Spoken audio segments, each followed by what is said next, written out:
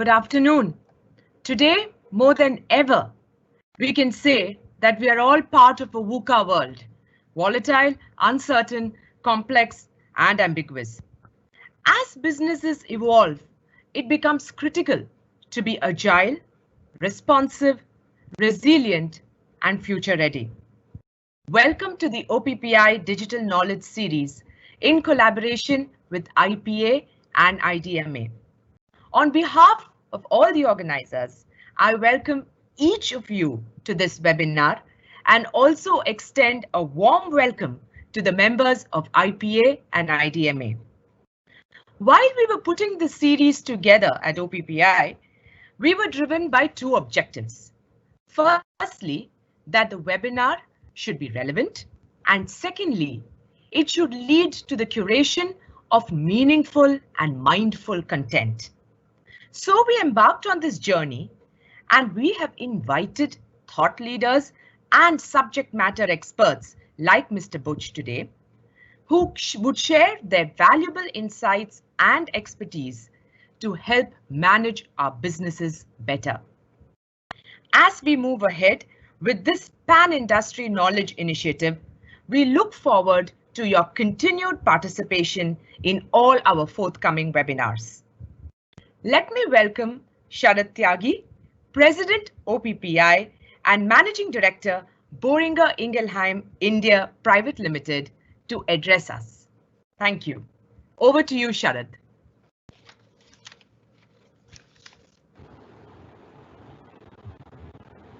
Good morning, everyone. Good afternoon. It's past noon. So thanks, Bhavna, for the opening remarks. This is indeed the first of what we expect to be several webinars of relevance to the entire industry, to all of us in the new changing times. Very quickly, if you look at what's been happening since the COVID crisis hit the entire world as well as India, the topmost concern in everyone's minds, including us as personal consumers, is availability of what we call essentials, whether it is food, whether it is medicines, whether it is advice, access to experts, to doctors. It is all about, can we have the essentials available to us even as the entire mankind is going through this crisis. And invariably that comes down to the topic of supply chain, because access to essentials, especially those that are in a physical form, is all about, can that product be manufactured, can that product be delivered, can it be also delivered to the last mile. All of us in the pharma industry have known that when this crisis started, we all did our best to make sure that with patients at the center of everything we do, we had to make sure that the medicines were made available to them right through not just the warehouses and stockists, but the retailers and even up to the patients themselves. And that put into question a lot of issues and topics which we have been addressing jointly as an industry, whether OPPI, IDMA or IPA, we have worked hand in hand to address many of those issues. Now that was in a crisis situation, but we also know that as we go ahead, this is not going to remain a crisis in its current form. It's going to turn into a new normal. It's going to create a lot of opportunities. It's going to change some of the traditional way we did things. And the questions in everyone's mind is what's going to happen next. And as with every other situation, technology is going to be at the forefront of it. I've already seen there are ads about how Amazon is talking about contactless packing of their products, forget about delivery, right from the point that a product is packed in a carton and put into a delivery system. People like Amazon are starting to talk about how contactless packing is going to be the beginning and then right up to the customer delivery. So a lot of innovation is going to happen, a lot of mechanization is going to happen, a lot of technology is going to come in. I'm not the expert on it. We have someone with us, Dhaval, who is an expert who has 3 decades, more than 3 decades long experience with Unilever, an extraordinarily accomplished supply chain person with international experience and now an advisor to Blackstone.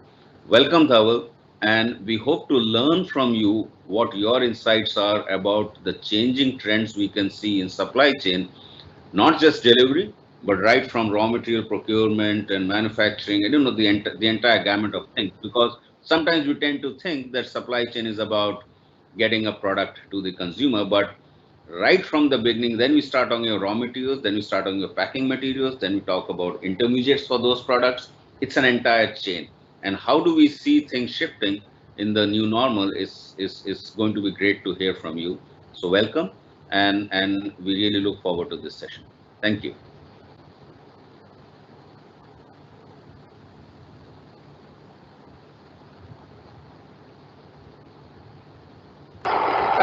Good afternoon, everybody.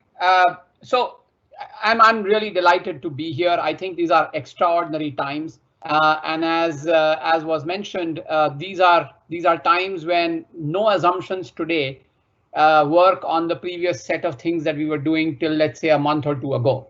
But I also believe that every crisis has an opportunity. In fact, it's often said that a crisis must never be wasted. And what I'm going to talk about today is how supply chains are starting up or are going to start, depending on which industry you are and where you are geographically in India, and how each of those startup strategies can be linked to a longer term digital roadmap, a longer term modernization roadmap, and a longer term connect roadmap for supply chains.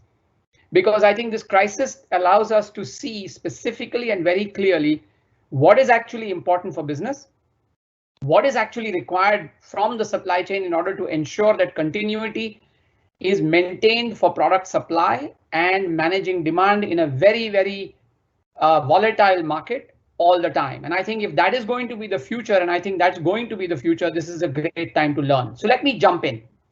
As Sharad said, supply chain is about four things. In process terms, it's about plan, it's about source, it's about make, and it's about deliver. But effectively, in the way we are organized, it basically means we procure or we buy raw materials, packaging materials, intermediates, etc. We plan for what we need to make, and therefore the amount of buying is then determined by what we plan for, and there's a whole planning function from demand to supply. Then there is manufacturing, which then converts the materials into the finished products that we need to sell, the medicines or whatever products that you sell. And then finally, there is the logistics and distribution, which delivers it to the intermediate customer or to the final consumer. So it's planning, procurement, manufacturing, and logistics. Now, as we started off the supply chain after this crisis, or indeed are starting up now, one of the things that I have seen happening, and I think it's absolutely critical, is the creation of what's called a war room, or some people call it a nerve center or a crisis center, whatever you might call it. But it is an agglomeration of people dedicated 100% of the time in each of these disciplines. So there are people for procurement, there are people for manufacturing, there are people for planning, and there are people for logistics. Now, it's very important that we keep these people 100% dedicated, because that is the job they need to do, and not really lose their sight as we move from what is almost chaos before the lockdown to now, and gradually bringing it to some kind of a sense of stabilization. Second, these people need to be dedicated to their individual sub-disciplines. So if you're a procurement person, then make the person in the war room only do procurement. Why is that? Because as the stabilization period over the next 6-8 weeks happens, or even longer sometimes, it is important that that person has a sense of context, understands what the 1,000 things that he or she has been dealing with from day one, so that the repetition of issues or errors or miss-outs do not happen. But also, more importantly, build a relationship with the group of people that person has been working with, whether that's inside the company or outside, and that is maintained. So it is important to have them dedicated. It is important to have them 100% of the time and in that sub-vertical. It's also very important that we start this war room from what are the business planning scenarios, because we obviously cannot start from 100% of the SKUs in the business. We all would want to, but in a complicated or a complex medium to large size business, there are thousands of SKUs, and it's impossible to start from there. So therefore, it is important to start from focus SKUs, which focus customers, which geographies we can get to, and build out the demand scenarios. This is what the war room's first task will be. Now, I'm sure many of you have started on this journey. I'm sure many of you are thinking about this journey. But think about, in a stable supply chain of the future, if we could actually continue with this level of concentration and focus in the form of a war room. That would be what we could call control towers. Lots of us have heard about control towers. So you can have a planning control tower where the entire planning function and all the planning technologies are concentrated so that there is one visualization of the planning cycle of the entire company. Some companies have experimented with it, some companies do it, but it is the way of the future. If you have similarly a logistics control tower where you have dedicated people focused on logistics, visualizing the entire logistics and distribution network of the company or the supply chain, whether it's local, geographically, district-wise or national, it doesn't matter. But if you have that visualization, if you have that analytics, if you have the data in one location, physically or virtually, imagine the power of what could happen to your supply chain with that instant visibility and analytics. And then if you had the same control tower for manufacturing, where all the lines, all the production facilities, all the geographically diverse contract manufacturers that you might have were visually available virtually to a central control tower, can you imagine the power of agility that would be created? So moving from a war room situation, which is critically required at this point of time of startup in a crisis, actually is the first place where we could digitize in the future to make a modernized, digital, always on, agile supply chain. Then when you look at collaboration, and I spoke about you start from business planning scenarios and you start from focused SKUs and so on. This deep collaboration at a crisis time needs to be done 3, 4, 5 times a day, because as we start from a situation where we actually don't know what is in the market, we don't know what the retail stocks are, we don't know what the stocks lying in our warehouses are, etc., etc. Obvious, and also we don't know what consumer demand is going to be like particularly. It is important to have collaboration between all functions of the supply chain, marketing, sales, obviously supply chain, but indeed even finance, because the cash requirements, the kind of business requirements that finance may seek from the company in order to meet its commitments are also critical as we say as we prioritize what is to be supplied, etc., etc. Now, typically, think about it in a stable supply chain. In a stable supply chain, we sometimes and often do revert to silos. Imagine if we could create this massive collaboration platform where everybody was always connected through a mechanism where the data was seamlessly shared. And by the way, this doesn't necessarily have to be inside the company, but it can go out to suppliers on one side and customers on the other side. By the way, these platforms exist today, and many people are working in marketing clouds, sales clouds, supply chain clouds, which almost seamlessly work across each other. Can you imagine the degree of seamless collaboration, content, analytics, and therefore reaction speed improvements which could happen if this collaboration happened? This is a completely different way of working. This is a way of working where we empower the person on the floor in the factory or in the market, or indeed in the planning function, or indeed in the logistics function, to be able to visualize what is required almost on a real-time basis. So again, a second example of what would happen in a crisis, converting it into what could be a stable digital supply chain for the future. If you then look at materials, so start from procurement. After you've planned it, you want the SKUs, etc., etc. What would you do to do it in a crisis? The first thing that the war room procurement people need to do, or the control tower in the stabilized digital supply chain of the future, would be they would look at the relevant tier 1 suppliers first. And in a crisis situation, the first thing that you need to look at is whether these suppliers have the cash, whether they have the materials, which means their tier 2 supply chains, their materials, which they need to make the materials you need from them. Are they available? Are they coming from vulnerable places? What is their capacity? Are there people ready to come to the factory if they can? Is the factory open, etc., etc. And this kind of almost daily, if not multiple times a day, evaluation of tier 1 suppliers will become critical if you want to stabilize production in a crisis situation from startup. It is also important that as we speak to these people, there's a one point of contact for them at the nerve center, and a daily supply plan is made with them, with collaboration with them, understanding their priorities and their limitations, and then monitoring this. Switch back, and you can now understand what I'm going to do. Switch back from a crisis situation to imagine if this control tower for materials was available for all your suppliers across during a stable digital supply chain. Think about how that works and think about what visualization would be possible, what seamless connections would be there, and how much inventory could be taken out of the system because your supplier, your vendor, the people who are moving the goods from the supplier to your factories, they have complete visibility of what is available, both in intermediates, both in raw materials, both in your production floors, what is existing, etc. Enormous amounts of inventory currently lies in these places because of lack of visibility. Think about how what we do in a crisis, because this is something we just need to do, can get converted to a stable situation and what benefits it could have to the supply chain of the future. If you then look at manufacturing, there we have to start with the safety protocols for our workmen today. We are all doing it, and many people, there are actually criteria out there. There are formal statements of how this needs to be done. But I suggest, and I'm sure many criterion already talking about, is that we will not just have to look at the wellness or the health of our workmen, but we need to go back to where they stay, their families, the areas where they are staying in. Are there infections there? Etc. etc. How vulnerable is this workforce? What is the age? And I know that I don't want to discriminate in any way, but we know that the current illness makes older people vulnerable. And therefore, we will have to balance out and create a sort of a subset of our workforce which is actually able and it is safe to bring them to the factories.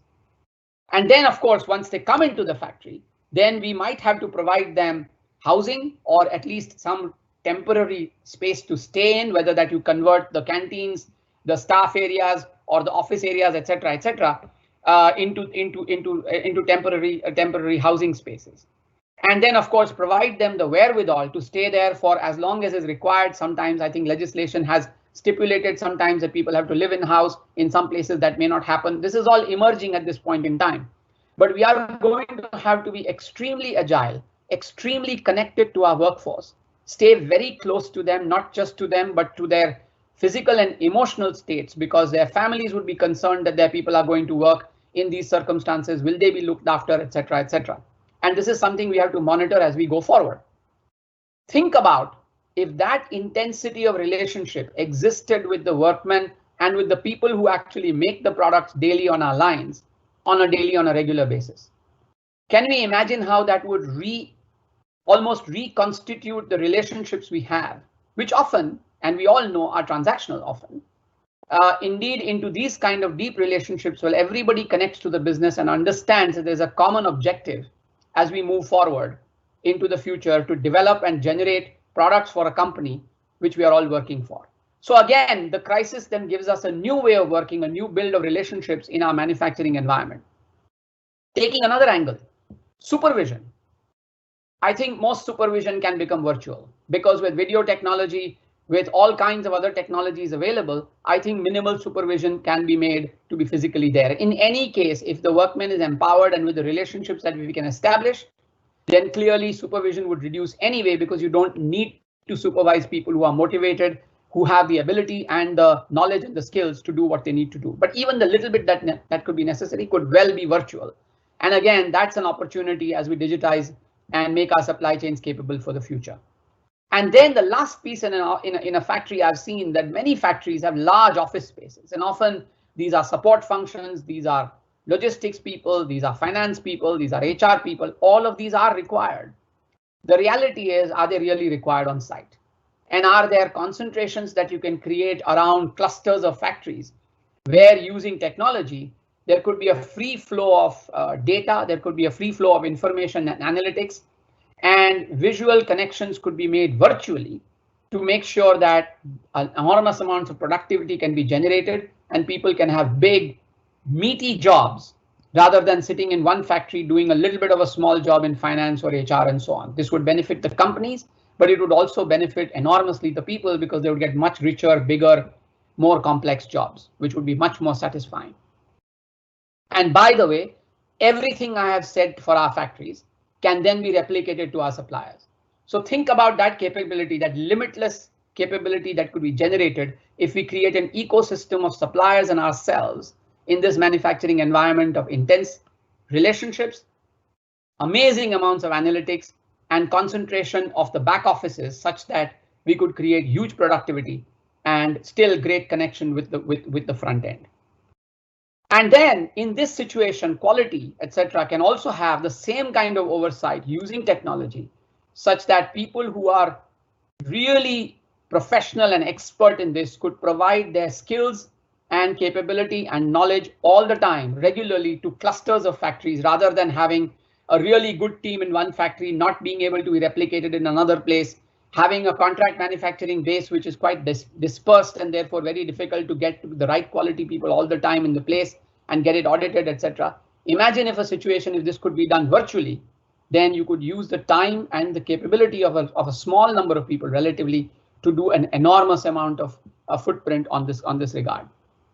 And then you come to logistics. And here, I think, again, in a crisis time, what would we do? We would map our trucks.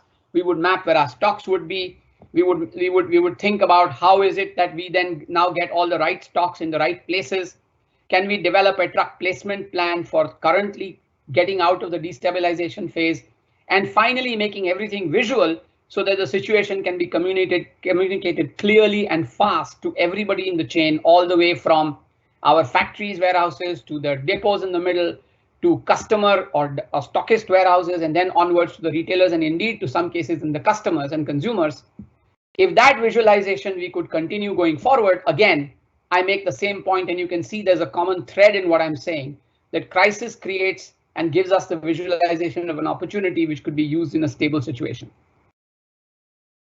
The next point would be resilience. And I think resilience is something that every company ties up, has tried their hands at it. But when things are going fine, most of us lose focus on resilience. I think the COVID-19 crisis has brought resilience back to the table as nothing else ever can. And this is not just about material resilience or product resilience or whatever. This is about business resilience. And I think over a period of time, after we respond to all of the destabilized supply chains that we have now and stabilize them and move forward and digitize them, we have to understand that we will need to look at our supply network and distribution network very carefully. Has it got too concentrated? We know today that almost district by district, there is going to be a different way of operating supply chains in order to get the stuff that consumers and customers want. Suppose that is in any case might continue for the next 18-24 months. I hope it stops earlier, but I believe in some form or case it might. And then for the future, in case some things like these again happen, are we looking at more distributed manufacturing centers? Are we looking at more distributed warehouses?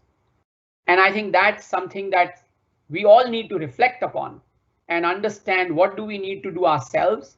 What can we do as consortiums? What can we do in partnership with other companies? Because frankly speaking, while we all may have factories which we think are competitive advantages, and of course they are because of all kinds of confidentiality reasons and so on, distribution, warehouses, etc., today can be shared and are being shared by many industries, because frankly, that's just infrastructure. And going up to a point beyond that, partnerships will always work because they will give us enormous benefits in terms of service as well as in terms of cost. And then when you take the last point, the most important point actually is why we are doing it for actually, which is to get to the customer and the consumer. You can see that there is a huge transformation that's happened even in the last 4 to 6 weeks as the lockdown has happened in different ways across the country and indeed across the world. There is I believe, an almost natural aversion or almost a consumer turn away from any physical contact. And I think as this becomes the norm, we are going to find channels, companies, supply chains, products where this service is offered more and more and more. We are going to find that consumers and customers are going to turn away from intensity of physical contact. And this is not a bad thing or a good thing. It's going to come from the fact that we believe that risk increases and that might become the way of the future. And actually the flip to e-commerce has actually happened through this crisis. And every industry that we talk about is going to undergo a transformation. Yesterday, there was a news item, and actually I got a web link of where you can actually buy a Mercedes Maybach car online without ever meeting anybody.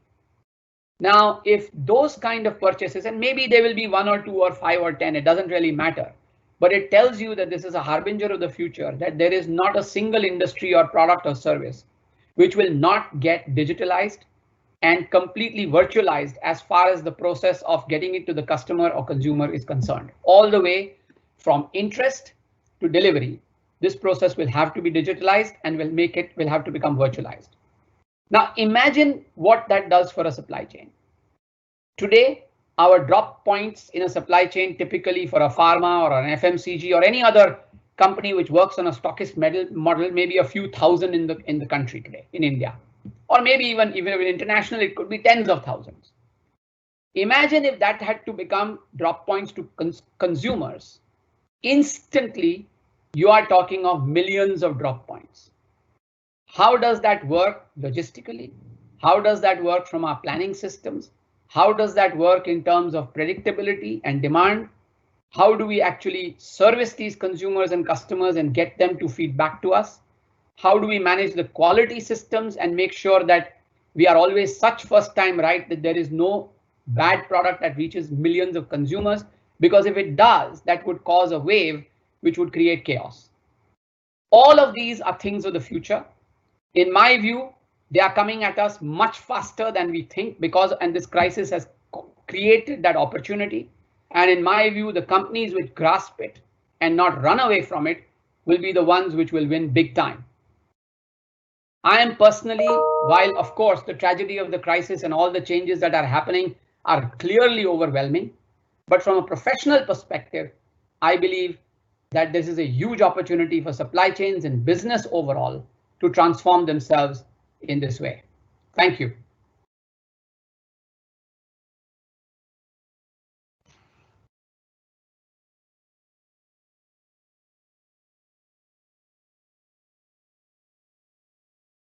KG, I guess we go for questions now.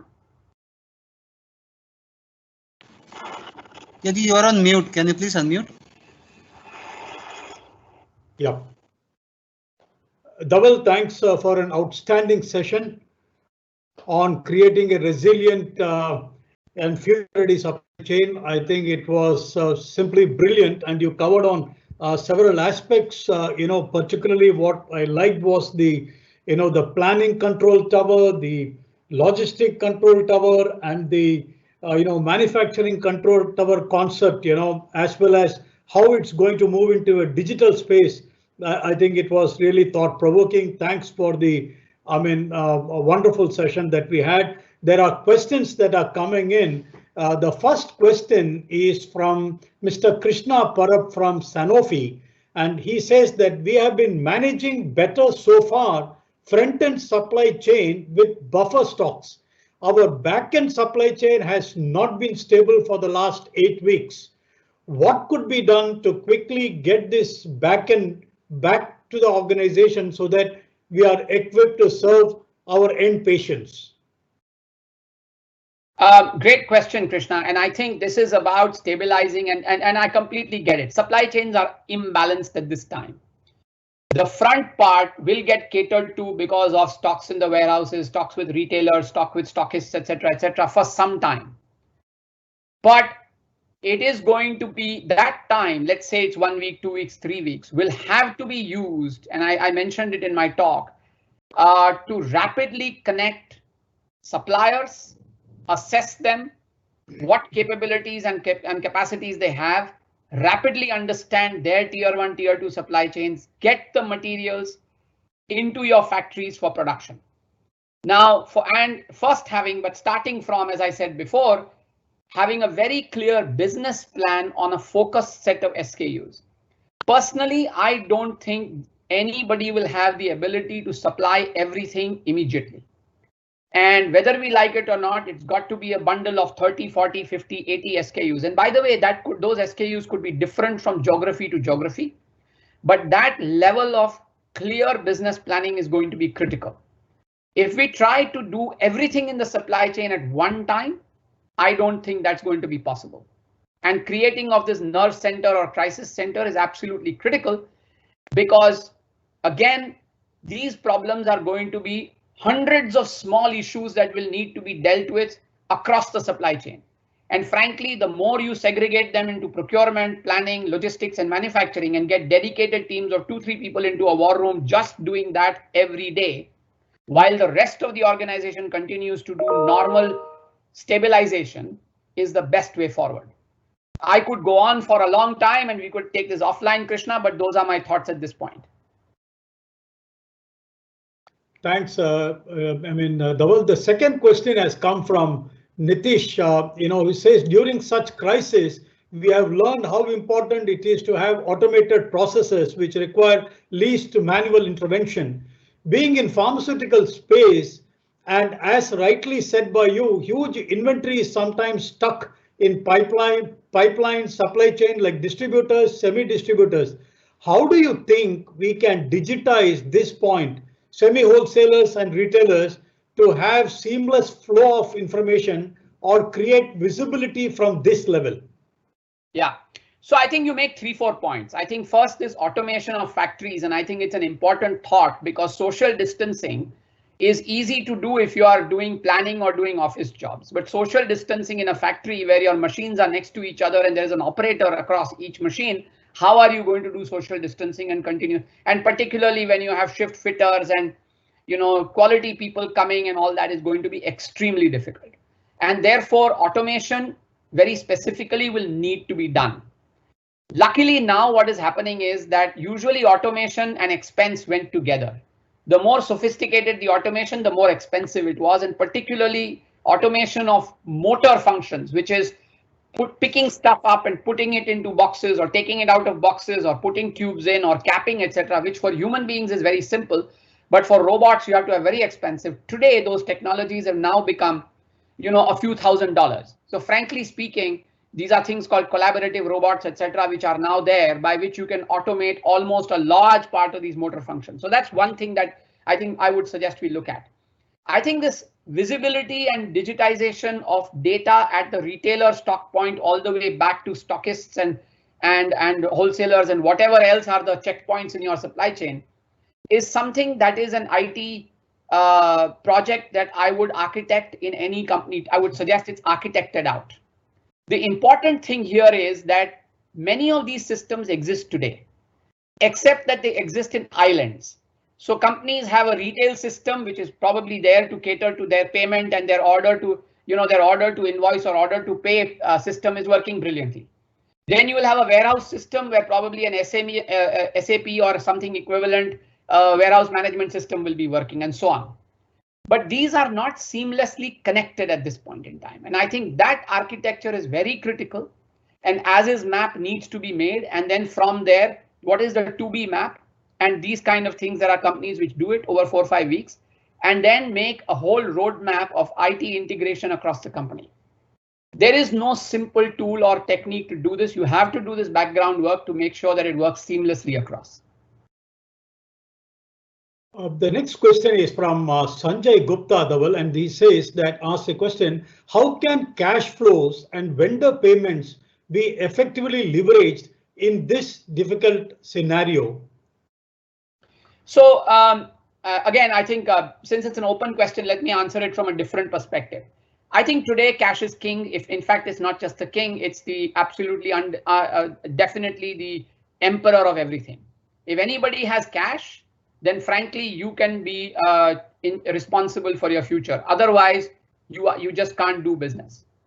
Now, what does that mean? Which means that if you have cash as a company and you can then find ways of making that being used in a way by your vendors to buy stuff if your vendors don't have cash, that's a great way of making sure that the system stays lubricated for the supply chain to run. So for that, it is very important that you understand the cash position of your top suppliers, at least, or your most critical suppliers. I think the other thing is that since the company reputations, and these are big companies often, supplier financing through banks or other means and mechanisms can be influenced by large companies so that your stockists and vendors and people who either are supplying to you or are buying from you can use the kind of stock that you are moving through the system as collateral for people to finance. And I know that this happens in regular times, but I think special conversations and focused conversations need to be had. And I think the people who do this well will be able to get their supply chains moving much faster, because otherwise cash is the biggest stop today. So I know it's a general answer. The answer, unfortunately, the devil is in the detail here. But yes, you are absolutely right. And I would actually put in a few people focused from different functions to say, how do we manage cash for ourselves and our systems to make this happen for business use? Though there is another question that do you see major changes in the cost structure in manufacturing? Given all the uncertainties that are going on, how should companies be prepared to manage this, the cost structure? And this is a little bit more pertinent to the pharma industry because many of the products are under price control. If the cost goes up, either because of imports or whatever it is, and on the, the price is controlled, are there ways to manage to ensure that the profitability is not compromised? I think that's a great question. And I think, and by the way, I think every industry faces that today and even more so. I think the one trick that I have used in the past is really to say in my manufacturing system, how many people are actually touching the product and as a percentage of the total number of people who say they are part of the manufacturing system. Right. And you will be surprised that in the best of companies, when you actually do this in a rigorous way, and just listen to what I said. I said, how many people actually touch the product or touch the material, not who bring it in or take it out, not the people who are feeding the workmen, not the people who are doing gardening, not the people who are driving the forklift trucks, none of that, touching it. You will find that even in the best of companies, that's often as low as 20 to 25%. Now, I am not suggesting the rest are not required. Of course, they are required, and I don't dispute that. But what do we do in a factory? We always look at and concentrate on increasing the productivity of the 25%. We will say instead of 2 people on a line, let's put 1 person on a line. Let's speed up the line, etc., etc. But very rarely do we look at the 60, 70% of all of the concomitant operations that are happening around. And that's the point I made, that every factory has a finance team, every factory has an HR team, etc., etc. There lies the opportunity of digitization. There lies the opportunity of virtualization. Why can't 20 factories have one finance team or one HR team? Why can't logistics and truck placement be happening centrally from a control tower? When you start looking at segregation of direct and indirect in a factory through this route, there is a huge opportunity. And by the way, this is not about job loss. This is about reskilling, to be honest. Thanks, Dhaval. Dhaval, the other question was that the lockdown has exposed vulnerability due to dependency on several ancillary units like packaging material, printing, stationery vendors, etc. And there is a big challenge of liquidity currently. How can we develop more futuristic supply chain when we do not have these type of risks and dependencies? So look, I think the thing to do is obviously right now we are in an extraordinary situation and you have to get out of it through the mechanisms I spoke about. But eventually, I think one has to develop supplier ecosystems where the transparency and trust that you develop with the supplier vendor on one side and the stockist and the remaining customer on the other side is such that you are able to quite transparently share these issues and information. Because once you are able to see whether your customer, whether your supplier has the kind of raw materials, has the ability to buy, etc., and you integrate with them, you will have a far greater visibility and therefore control over the entire system as to what is happening. Today, one of the things that many companies are seeing is that we are buying packaging material and this person might even be next to our factory. But how much do we know of their business? How much do we know what his other investments are? He might be you might think he's set up a beautiful packaging factory, but if he's invested into retail space today and is not getting rental, he is going to be cash strapped. And frankly, a large number of people have not done the work of analyzing the supplier's own P&Ls and understanding their cross investments. Now, in happy times, we don't focus on this. But the reality is, going forward, we are going to have to do all of that. There is another question, Dhaval from Ravindra. Hi, Dhaval. Supply chain is by far most neglected in the Indian pharma space. The technology to get actionable analytics on sales, stocks, non-moving stocks, near expiry, high and low cost stocks are already there. The above will increase field time of demand generating team, reduce unnecessary time spent at stockist points, sharpen forecast, demand planning, reduce working capital costs, and in the process increase business hygiene. Stockists are more than willing to share data. Why is it that companies feel that this is not a priority now? I think, what happens is that, as I said, every crisis has its opportunity.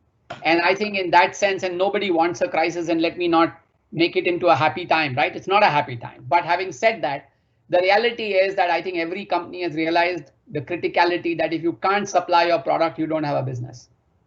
And all of the stuff that you talk about, which is, by the way, absolutely perfectly dead on target, is going to be required. Because I think without that, supply chains going forward will not run properly. However, I think there is also one other point that some companies have realized, and it's important, the point you make about how much time do people spend on what their core job is versus what they are doing. So if a salesman or a person who is going from the sales team going to a stockist or going to a customer, of that visit time of 2 hours or 3 hours, how much time is he actually spending selling? And how much time is he actually spending on stock and other elements which are non-selling is a great way of exposing the opportunity and therefore then creating a project inside the company to make this transformation. This is what people have done, and I think it works very well. The other question which has come is, Dhaval, does automation and digitalization result in a lot of unemployment? How do we ensure that they are meaningfully employed? And there is also a related question which says that if we go for majority activity with automation, what about rise in unemployment? So I think, look, and this is a dilemma that has been there in the world, and frankly, I'm not sure I can answer it completely. I think the reality in an Indian situation is that we have lots of growth in front of us. It's not as if we are sitting in a mature market where we are catering to every possible need of the customer, even if it is in pharma. In any other industry, it is true as well, but certainly in pharma, we are not reaching everybody. And therefore, if business is becoming more competitive, if we can, because of that, offer better products at the right places in the most convenient virtual e-commerce way at their homes at the right prices, these markets are poised for growth, and we know that. And frankly, growth is the best driver of any employment at the end of the day. And frankly, therefore, if you are sitting, and I'm talking selfishly from an Indian situation, I believe that that's not a problem, provided we are able to make our businesses much more competitive and effective and reaching out to consumers. So consumers exist out there. We just don't have the capability and the competitiveness in ourselves. So I think it will improve employment. Now, having said that, obviously the employment will be in areas where reskilling may be necessary. And I think companies will need to think about reskilling their people. About how you are going to get people to get to higher end jobs, because that's what's going to be required even as companies grow. So there is a point about growth and there is a point about reskilling. And every company is going to have to find their own models of how to deal with that. That's my sense, but it is a dilemma. And frankly, I don't think everyone has any clear answer on this one. These are ways of going ahead with that. The next question is from Aditya Rao. What is the current scale of use of distributed ledger technology in pharma GTM models? Are there some pilots or live implementations globally that you could share? So on the pharma side, I do not know. I am not familiar and I'm not close enough, so I wouldn't be able to tell you. I think distributed ledger, as you call it, blockchain, as others call it, etc. There are many models which are working. I'm not sure it is scaled yet. A lot of people are trying out many things, but I think it's an exciting technology going forward, and it will definitely improve the ability of large numbers of companies and dissimilar groups of people coming together in a secure environment to transact. And I think fundamentally that is what blockchain does. In a secure and trusted environment, large numbers of dissimilar individuals, groups, and companies can come together. Lots of work is going on. Personally, I haven't seen a scaled out approach yet, but I think it's an exciting future. The next question is from Chetan Jadhav, and I think it's a recommendation to OPPI. Can we have a harmonized procedure for the vendor qualification prepared by the group of companies, maybe OPPI members, packaging and raw material or transporters? This will allow to have one system and will be very helpful in situations like the COVID-19, where we can use these vendors. This will also reduce the repetitive work, and vendor can adequately, as there is only one standard requirement. This practice can be extended to management of distributors also. Looks an interesting one. Any thoughts on that? Yeah, so I think the vendor point he has pretty much answered himself. So it's a recommendation. But I think there's a larger point here that I think as companies, what we have done is that we have created individual siloed systems of ours without realizing where does our competitive advantage lie. And frankly, common quality systems, common infrastructure, common warehousing, supply parks, etc. If companies believe that that is something that by sharing you can get huge cost benefits because you compete in a market and you don't compete for that kind of cost. So partnerships at the right point and pooling in of resources and specifications and criteria at the right point. And those points have to be very carefully thought of because these are sophisticated competitive advantages and you have to be careful that you protect and not commoditize your competitive advantage. But sharing some of these would be very, very virtual. Take the telecom example where infrastructure is now completely shared. Right now, you would think that's counterintuitive, but that's not the case. There are actually individual independent infrastructure companies which are completely different from service providers. That kind of breaking apart of the industry is something that many industries will benefit from. The next question is from Ravi Menon, Dhaval, and I think maybe one or two more questions, and I'll stop. Any thoughts on global sourcing trends and shifts? Example with our FG buyers, generic for example, are they likely to change source, diversify or localize? Similarly, for our inputs like APIs, where there is a huge dependency on China, do you see some global shifts happening? So look, again, it's very difficult to predict. It's very early days. And yes, right now, the sort of knee-jerk responses, let us localize. And I think people are going to look at alternative sources. I don't think localization is going to be the norm as things become a little bit more settled, but alternative sources are going to be important. Remember one thing, localization, if that is going to mean increased cost, over time, that's not a stable situation. And therefore, some form of concentration and scale is going to come. But people are going to say, I can't have one such source. I will have 2 sources or 4 sources across the world. And I think those kind of opportunities will definitely come. I remember after the Thailand flood in 2011, where Bangkok was flooded and many automobile manufacturers and many large manufacturing people in Southeast Asia were focused around Bangkok. Since then, a lot of resilience models have been built across the world. Does not mean everything has become local, but it has become alternative sourcing has happened. Yes. And the next question is, with the structure after COVID and restriction of social distancing, many MSMEs will find difficult to run the manufacturing. What advice will you give them for survival? So look, I think again, I think the important thing is in today's situation for a few months, year, I don't know, maybe a year or whatever, I think we are going to see ultra local manufacturing required. Because different parts of the country, different districts, as we know, have different incidences of the infection, and that's going to shift quite dramatically, as you can see. Some days, some will happen. And I think some form of having small factories which are catering to some local areas may be of benefit. Over time, I think an MSME will need to very sharply determine what is their competitive advantage. Just a small factory because his wage costs are low and because you want to outsource is not a model. What is unique that will allow them to function in the least cost, least expensive way is going to have to be determined. And that advantage could be that 10 of them get together and become an ecosystem so that they create a supply situation to markets directly from there rather than coming into a stockist. Because what happens today, you have 20 MSMEs, but they all supply to one distribution warehouse.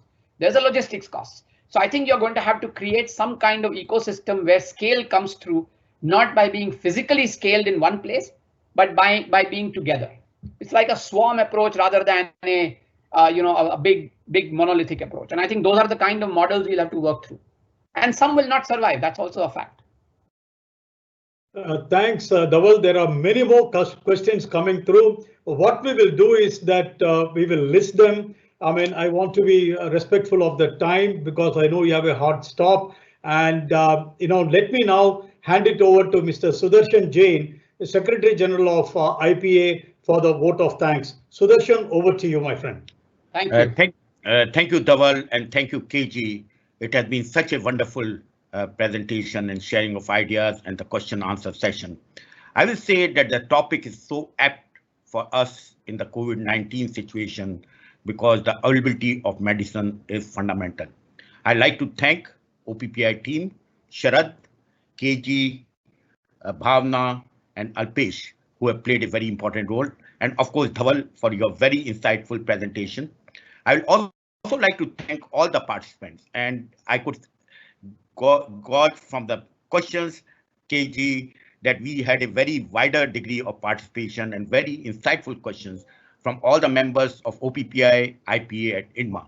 And this was the first initiative, KG, where all of us have got together, which shows great collaboration. I will just use one sentence from Dhaval, that crisis is an opportunity, which get all of us together. All industry associations have got together, all the suppliers, they are coming together, all the companies are coming together, because the ultimate objective is patient and how do we ensure that patients get the medicine. There were some of the nuggets of great thoughts which Dhaval brought it, that there are certain areas where the competitive advantage lies more in sharing the cost of infrastructure, which Dhaval pointed out in telecom sector. There are a lot of learnings we should get moving from those learnings. And Dhaval, thank you so much for those insights. We'll keep on using and we will keep on building. KG, Sharad, and all of us will keep on building. And Dhara, who has been a great proponent of all this. I will also like to thank at this moment many of the people in supply chain, right from manufacturing, people who are on the shop floor, transporters, loaders, warehouse persons, stockists, channel partners, pharmacists, who are playing a very important role at this juncture to make the products available. We may not talk at many of the times, but we have to recognize these unsung heroes who are taking and making every effort to make medicines available, which are fundamental at this time. Through all of you and on behalf of OPPI, INMA, and IPA, I'd like to convey our thanks to all those people who are involved in supply chain of medicines, which are essential commodity. At this moment, I will also like to announce on behalf of OPPI that next seminar is on organization and leadership in a post-COVID world on 5th May at 12 noon. Thank you once again, Dhaval. Thank you to OPPI. Thank you to all participants and KG and Sharad for providing this initiative, and also, of course, Dhara Patel, who has played a very important role, and all the participants. Thank you very much. Thank you very much. Thanks, Sudarshan, to you and also to Dhara, for the fantastic collaboration that we had, and which finally made this session happen. Thank you so much, too. Thank you, guys. Thanks, Dhaval. Thank you, everyone. Bye. Thank you. Thanks, everyone. Thank you.